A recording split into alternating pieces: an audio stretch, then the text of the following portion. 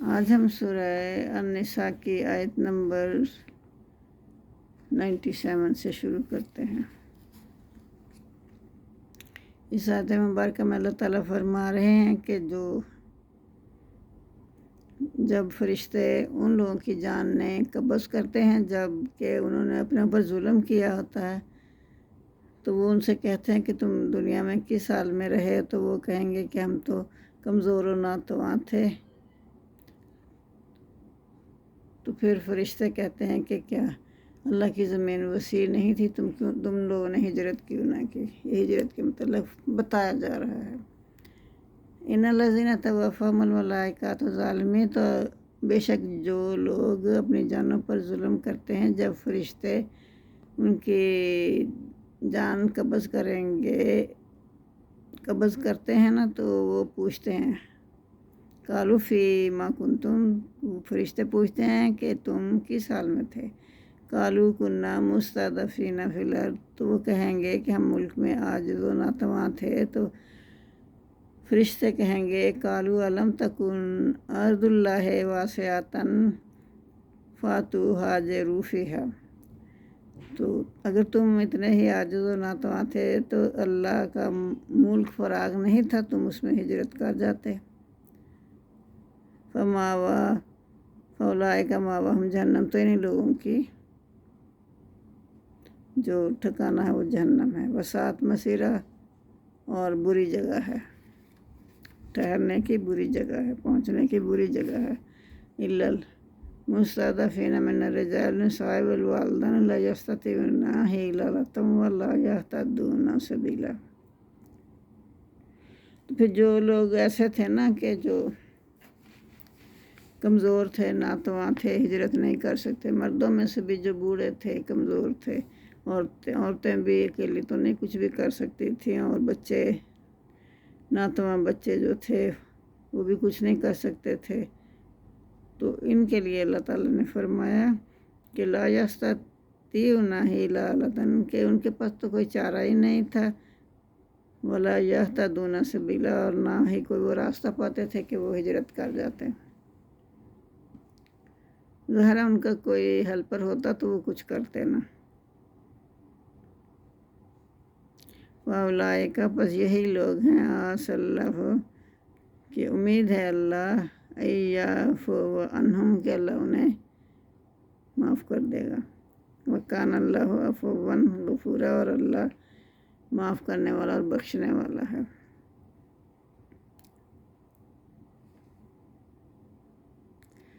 اور جو لوگ ایسے تھے کہ جو ہجرت کر سکتے تھے اور اپنے صرف انہوں نے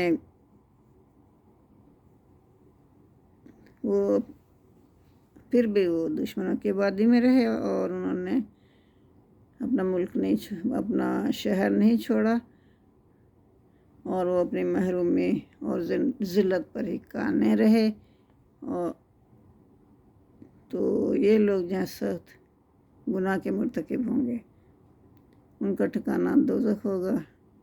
تو اللہ فرماتے ہیں کہ اگر وہ ہجرت کر جاتے تو ان کو نئی نئی اقامت گاہیں اور معیشت کی نئی نئی راہیں میسر آ جاتی۔ ایسے لوگوں سے فرشتے ان کی جان نکالتے وقت پوچھتے ہیں کہ تمہارے ساتھ تو نیک اعمال ہی نہیں ہیں، تو وہ آگے سے جواب دیتے ہیں ہم ظالموں کے مقابلے کی طاقت نہیں رکھتے تھے۔ فرشتے کہیں گے کہ اللہ کی زمین تو بہت وسیع تھی، تو تم نے ہجرت کیوں نہ کی؟ تو اس کا جواب ان کے پاس نہ تھا۔ ایسے لوگوں کا ٹھکانہ جہنم ہے۔ اب جب کہ مدینہ میں اسلامی ریاست قائم ہو چکی تھی، اور ہجرت کرنا بھی آسان ہو گیا تھا، تو ایسی زندگی کو یہاں ظلم و ستم سے تعبیر کیا گیا ہے، کیونکہ در حقیقت وہ اپنے نفس کی عیش پرستی، خاندان، اپنی جائیداد، کاروبار کو چھوڑنا نہیں چاہتے تھے، اور اسلام کے لیے وہ کچھ بھی اپنا ترک نہیں کرنا چاہتے تھے۔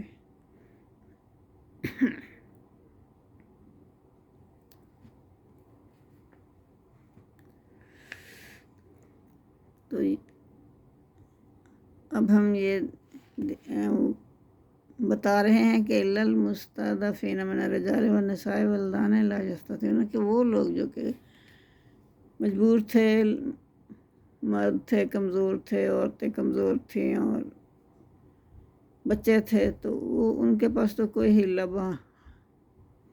وہ یا کوئی چارہ ہی نہیں تھا، ہیلہ ہی نہیں تھا کہ وہ راستہ پاتے یا کہیں جاتے، تو ایسے لوگوں کو تو اللہ معاف فرما دے گا۔ فاولئک عسی اللہ یعفو عنہم، تو اللہ انہیں معاف فرما دے گا۔ وکان اللہ عفوا غفورا، تو اللہ معاف کرنے والا ہے اور بخشنے والا ہے۔ ومن یہاجر فی سبیل اللہ یجد فی الارض، تو وہی اللہ فرما رہے ہیں کہ جو شخص اللہ کی راہ میں اپنا گھر بار چھوڑے اور تو اللہ کی زمین پر اسے بہت سے مقامات ہجرت ملیں گے، اور مراغمن کثیرن واسعات، تو اور بہت کشائش ملے گی۔ اللہ کی زمین بہت وسیع ہے، اس پر بہت سے مقام ہجرت بھی ان کو ملیں گے، اور اس کو معیشت کے لیے بہت آسانی بھی ہو جائے گی۔ ومن یخرج من بیتہ مہاجرا الی اللہ ورسولہ ثم یدرکہ الموت، تو پھر اس کے بعد اللہ تعالیٰ فرما رہے ہیں کہ جو اللہ کی راہ میں نکلا نا، جہاد کے ہجرت کے لیے نکلا اللہ کی راہ میں اپنے گھر سے، تو پھر کیا ہوگا؟ اللہ اور رسول کے لیے وہ تو ہجرت کر رہا ہے نا۔ ثم یدرکہ الموت، تو پھر جب اس کو آپ پکڑے راستے میں ہی ہو اور وہ فوت ہو جائے، فقد وقع اجرہ علی اللہ، تو پھر اس پر اللہ کا اجر اس پر واقع ہو جاتا ہے، یعنی اللہ کا ثواب، یعنی اس کا ثواب اللہ کے ذمہ ہو جاتا ہے۔ وَكَانَ اللَّهُ غَفُورًا رَحِيمًا، اور اللہ تعالیٰ بخشنے والا اور رحم فرمانے والا ہے۔ وَإِذَا ضَرَبْتُمْ فِي الْأَرْضِ فَلَيْسَ عَلَيْكُمْ جُنَاحٌ، اور یہاں اللہ تعالیٰ فرما رہے ہیں کہ جب تم سفر پر جاؤ تو تم پر کچھ گناہ نہیں، ان تقصروا من الصلاۃ، کہ تم نماز کو قصر کر لو، یعنی چھوٹی کر کے پڑھو نماز دوران سفر۔ ان خفتم ان یفتنکم الذین کفروا، تو اگر تمہیں خوف ہو کہ دشمن تمہیں فتنہ میں ڈال دیں گے یا تکلیف دیں گے،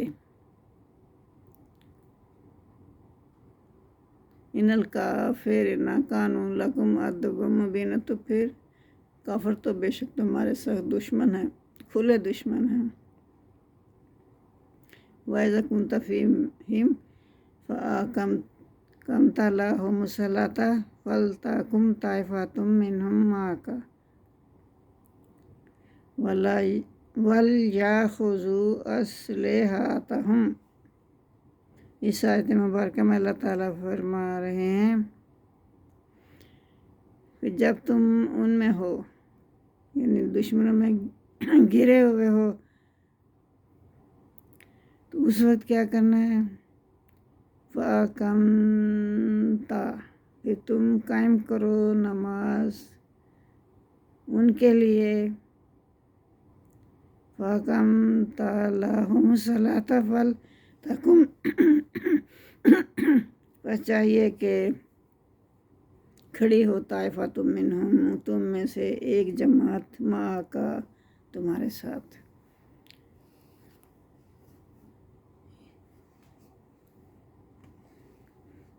اور تمہارے ساتھ اپنے ساتھ اب ایک جماعت رکھو جو تمہارے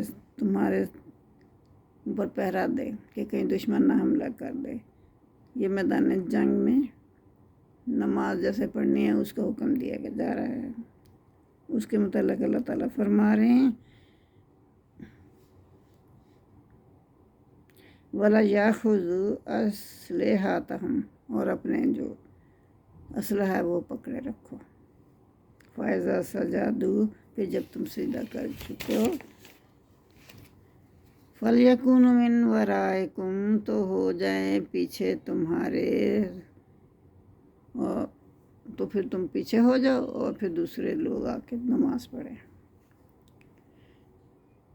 وَلْتَأْتِ طَائِفَةٌ أُخْرَىٰ لَمْ يُصَلُّوا، چاہیے کہ دوسری جماعت آ جائے جس نے نماز نہیں پڑھی. فَلْيَصَلُّوا، پس وہ نماز ادا کریں معَكَ، آپ کے ساتھ. وَلْيَأْخُذُوا حِذْرَهُمْ وَأَسْلِحَتَهُمْ، اور انہیں چاہیے کہ وہ اپنے بچاؤ کا سامان پکڑے رکھیں اور اپنے اسلحہ بھی پکڑے رکھیں. وَدَّ الَّذِينَ كَفَرُوا، اور کافر تو چاہتے ہیں لَوْ تَغْفُلُونَ عَنْ أَسْلِحَتِكُمْ، کافر کیا چاہتے ہیں؟ وہ چاہتے ہیں کہ تم غافل ہو جاؤ اپنے اسلحے سے. وَأَمْتِعَتِكُمْ، اور اپنے جو سامان اپنے جان کی حفاظت کے لیے اپنے آپ کے پاس ہوتا ہے نا، اس سے غافل ہو جاؤ. سامان حفاظت سے غافل ہو جاؤ اور اسلحے سے غافل ہو جاؤ. فَيَحْمِلُونَ عَلَيْكُمْ مَيْلَةً وَاحِدَةً، تو پھر وہ حملہ کر دیں تمہارے اوپر یک بارگی، ایک شدید حملے کی صورت میں تم پر حملہ کر دیں. تو اللہ تعالیٰ فرما رہے ہیں کہ کبھی بھی نماز کے ٹائم بھی اپنے اسلحہ نہیں چھوڑنا اور نہ اپنے سامان حفاظت چھوڑنا ہے. وَلَا جُنَاحَ عَلَيْكُمْ إِنْ كَانَ بِكُمْ أَذًى مِّن مَّطَرٍ أَوْ كُنتُم مَّرْضَىٰ أَن تَضَعُوا أَسْلِحَتَكُمْ، تو پھر اللہ فرما رہے ہیں کہ اس میں بھی تمہارے اوپر کوئی گناہ نہیں کہ اگر تمہیں کوئی تکلیف ہے، بیمار ہو، یہ تکلیف ہے کہ بوجھ اسلحے کا نہیں اٹھا سکتے، یا بارش ہو رہی ہو، تو پھر یہ ہے کہ تم ان تضعوا، کہ تم رکھ دو اسلحتکم، اپنا اسلحہ. وَخُذُوا حِذْرَكُمْ، اور پکڑے رکھو اپنا سامان حفاظت. ان اللہ، بے شک اللہ نے تیار کر رکھا ہے للکافرین، کافروں کے لیے عذاب مہینہ، سخت عذاب تیار کر رکھا ہے. فَإِذَا قَضَيْتُمُ الصَّلَاةَ، پھر جب تم نماز پڑھ چکو، تو اللہ فرما رہے ہیں کہ جب تم نماز پڑھ چکو، فَاذْكُرُوا اللَّهَ قِيَامًا وَقُعُودًا وَعَلَىٰ جُنُوبِكُمْ، پھر کیا کرنا ہے؟ تو تم اللہ کو یاد کرو کھڑے کھڑے، بیٹھے بیٹھے، لیٹے لیٹے، ہر حالت میں اللہ ہی کو یاد کرنا ہے. لیٹے ہوئے اپنے پہلوؤں کے بل لیٹے ہوئے پھر بھی اللہ ہی کو یاد کرنا ہے. فَإِذَا اطْمَأْنَنْتُمْ، جب تم اطمینان کی حالت میں آ جاؤ، فَأَقِیمُوا الصَّلَاةَ، تو پھر نماز قائم کرو. اطمینان ہو گیا تو پھر تم امن کی حالت میں جیسے نماز پڑھتے ہو ویسے ہی نماز پڑھو. ان الصلاۃ کانت علی المؤمنین کتابا موقوتا، بے شک جو ہے نماز مومنوں پر مقررہ اوقات میں ادا کرنے کا حکم ہے. وَلَا تَهِنُوا فِي ابْتِغَاءِ الْقَوْمِ إِن تَكُونُوا تَعْلَمُونَ فَإِنَّهُمْ يَعْلَمُونَ كَمَا تَعْلَمُونَ. اس آیت مبارکہ میں اللہ فرما رہے ہیں وَلَا تَهِنُوا، اور تم سستی نہ دکھاؤ. میدان جنگ میں تو سستی دکھانے کا سوال ہی پیدا نہیں ہوتا. کیوں اللہ فرما رہے ہیں کہ تم بالکل بھی سستی نہ دکھاؤ کہ قوم اس دشمنوں کا مقابلہ کرنے کے بارے میں تم سستی نہ دکھاؤ. دشمنوں کا پورے اپنا جان لڑا کے لڑو دشمنوں کے ساتھ. ان تکونوا تعلمون، اگر تم تکلیف اٹھاتے ہو، فإنہم یعلمون کما تعلمون، تو بے شک وہ بھی تکلیف اٹھاتے ہیں جیسے تم اٹھاتے ہو. اللہ فرما رہے کہ تم اکیلے تکلیف نہیں اٹھا رہے، تمہارے دشمن بھی تکلیف اٹھا رہے ہیں. وَتَرْجُونَ مِنَ اللَّهِ مَا لَا يَرْجُونَ، اور وہ اللہ سے وہ امید رکھتے. وَتَرْجُونَ مِنَ اللَّهِ، تم اللہ سے وہ امید رکھتے ہو جو وہ نہیں رکھتے. ایک ایمان والا شخص تو اللہ سے امید رکھتا نا کہ اگر میں شہید ہو گیا تو مجھے جنت ملے گی، اگر میں غازی ہو کے لوٹا تو مجھے دنیاوی فائدے بھی ہوں گے اور دینی فائدے بھی ہوں گے اور آخرت کے فائدے بھی ہوں گے۔ تو لیکن یہ کافر کو تو یہ کچھ بھی نہیں ملنے والا، تو اسے وہ تو یہ امید ہی نہیں رکھتے نا۔ جو مسلمان یہ سوچ کے اللہ کی راہ میں لڑتا ہے کہ مجھے یہ اللہ عطا فرمائے گا۔ وَكَانَ اللَّهُ عَلِيمًا حَكِيمًا، اور اللہ سب کچھ جانتا ہے اور حکمت والا ہے۔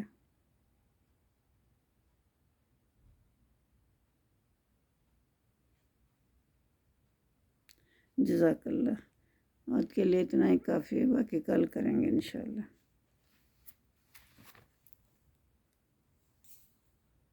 اللہم صلی علی محمد وعلی آل محمد کما صلیت علی ابراہیم وعلی آل ابراہیم انک حمید مجید۔ اللہم بارک علی محمد وعلی آل محمد کما بارکت علی ابراہیم وعلی آل ابراہیم انک حمید مجید۔